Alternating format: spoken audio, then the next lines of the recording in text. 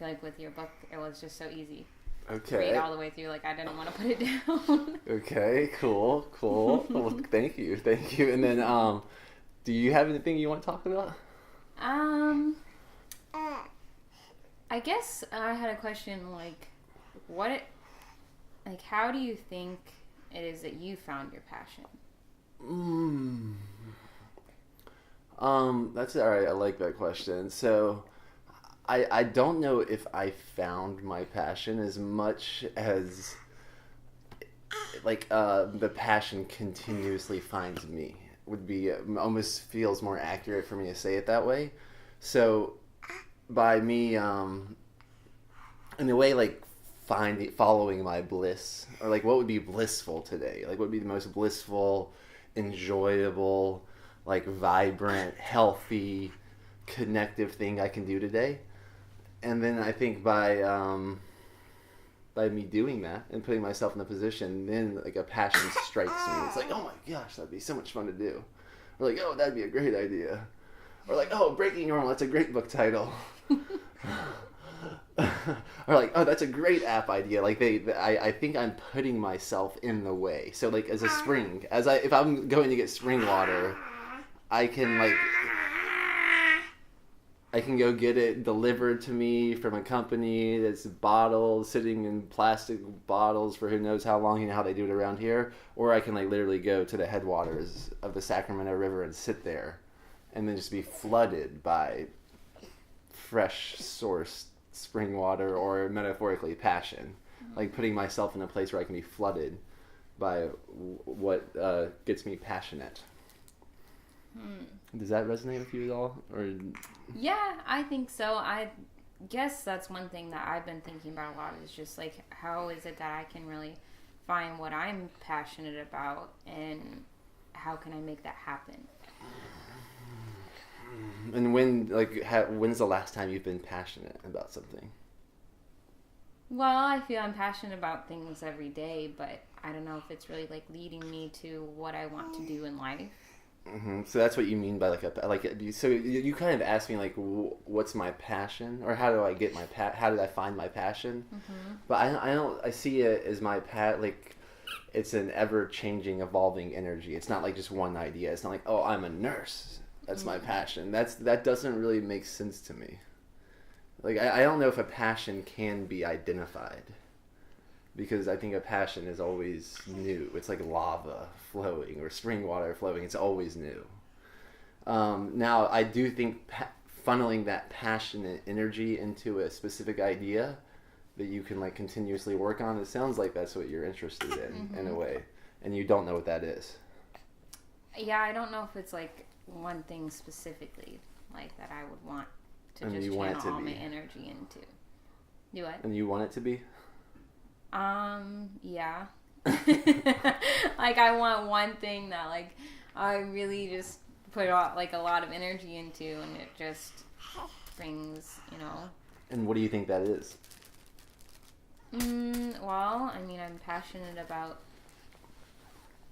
kids and working with kids. I'm passionate about animals and doing something with animals. It's funny, like this is definitely a different consultation. It's funny to me because before you were saying anything, it sounds very similar to Deanna. And like Deanna always would tell me these things about like, what does she want to do? I want to do this, I want to do that. I'm like, I think you want to have a kid. Like, if I was going to just be really honest with her, I'm like, I think you want to have a child.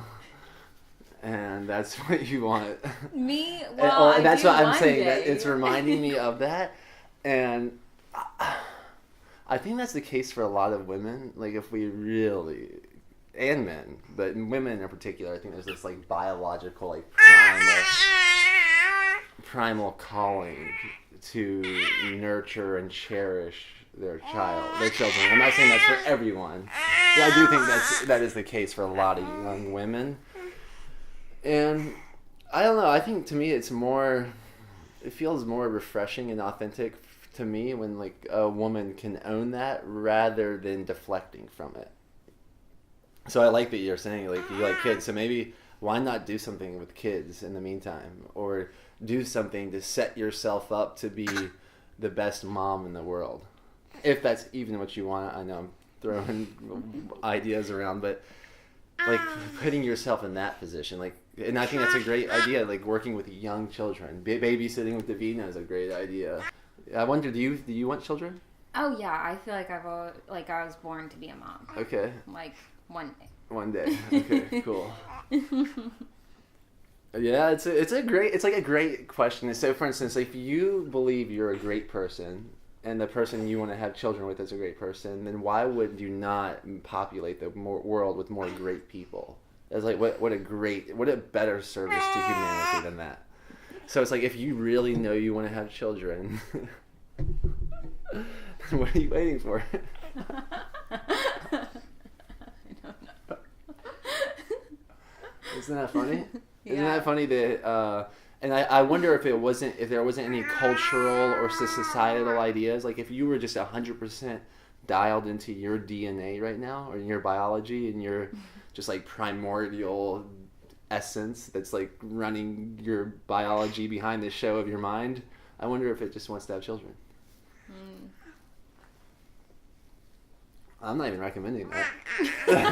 I'm not recommending to go and have children, but I do wonder if that does sound true to you, and if you sit with that truth and you like leave space for that truth, then maybe a new passion will arise, or a new idea will arise.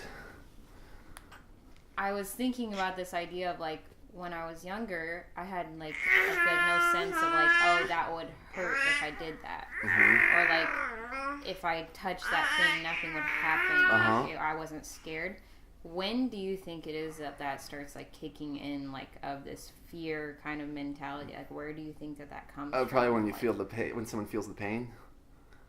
Like so, like I don't know if I don't know if she's gonna know fire is hot until she feels the heat from the fire, and I trust it'll be a safe distance of like ow, that kind of thing.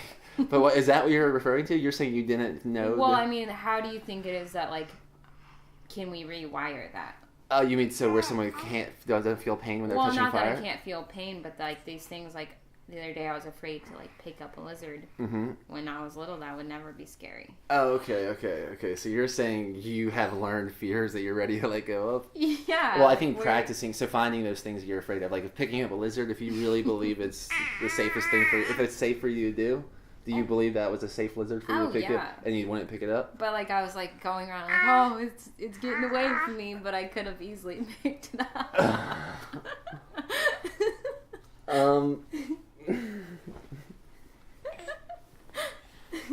And what's your question about that? Like, how is it that I could rewire that? Like, just doing it? Yeah, I think the fast way is doing it. So if you want to be able to pick up a lizard without fear, then you're probably going to pick up the lizard with fear until that becomes like practice, until you become better at it. I think that's the thing about fear that a lot of people, that would be fun to explore, that there's a big difference between fear and being scared. I think fear is a very healthy, natural response that keeps us physically safe. And being scared is someone that's not willing to face certain fears. So I think physical fears can save our lives, and emotional fears can free our lives by facing them, by not being scared of like emotional or mental fears, and even doing it, being scared and doing it anyways. To me, that's someone that's not necessarily in fear, but they are no longer inferior. They've overcome their fear. Like, I have this fear, and I'm going to do it anyways, and I think that's like a lifelong practice forever. I don't know if someone will ever not be afraid of certain things, like death. I know people can verbally say that they're not afraid of it, but I don't know if many people actually believe what they're saying when they say that. The great unknown. What are your fears? Well, I think death is scary.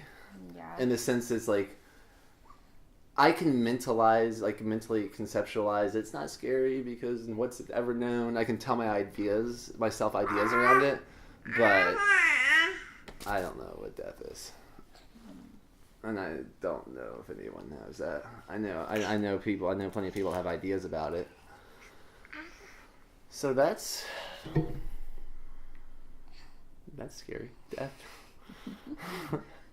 And there's other fears. Like I could come up with all kinds of ideas that would be scary to happen, but I don't necessarily see that as relevant because I think some people can scare themselves into not living a full life. Like someone could basically meditate on their fears all day and not face them, and then kind of go into a state of fear. Is that our timer? Mm-hmm.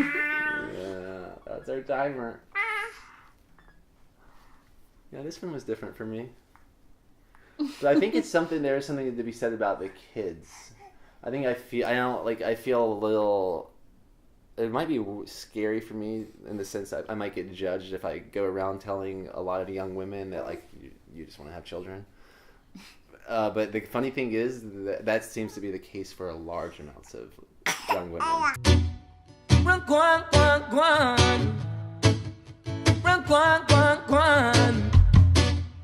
Run, guan, guan, guan. Run, guan, guan, guan. Run, guan, guan, guan.